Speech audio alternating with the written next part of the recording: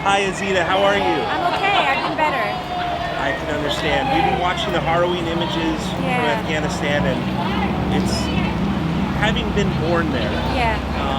How are you feeling about the situation? Well, this is a horrible situation to watch unfold, and the entire world has watched it. I think that as an Afghan-American, we've been talking about this for a couple years since Trump negotiated this peace deal with the Taliban. We knew that this was going to end disastrously. And then when Biden announced the withdrawal of the troops, you heard a lot of Afghan-American diaspora say this is a huge mistake, but nobody was really listening to us at that point.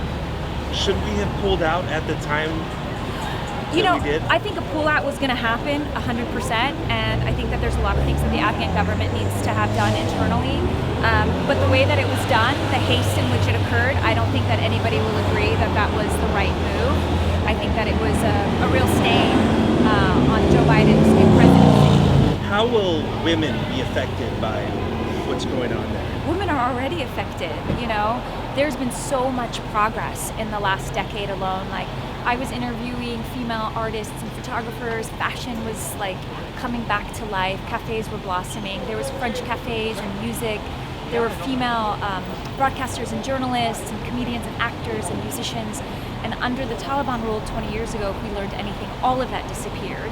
And now this morning in the Taliban presser, they're saying that, you know, women will still be an essential part of society, but under Sharia law, and we don't know what that means.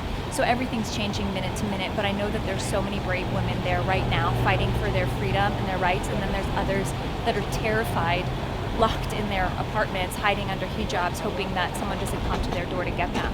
We saw those images of 640 passengers packed onto an airliner.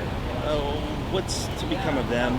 You know, let's see how they resettle, and let's see how the world in the West and the other neighboring countries open their arms to resettling refugees. You know, you gotta be aware that nobody wants to leave their home with nothing. That desperation to pack yourself into a plane like that or to hang on the side of a wing, you gotta be really desperate to want to leave your home. Nobody was asking for a war. Nobody was asking for that. So refugees don't come here for any other reason besides they have to.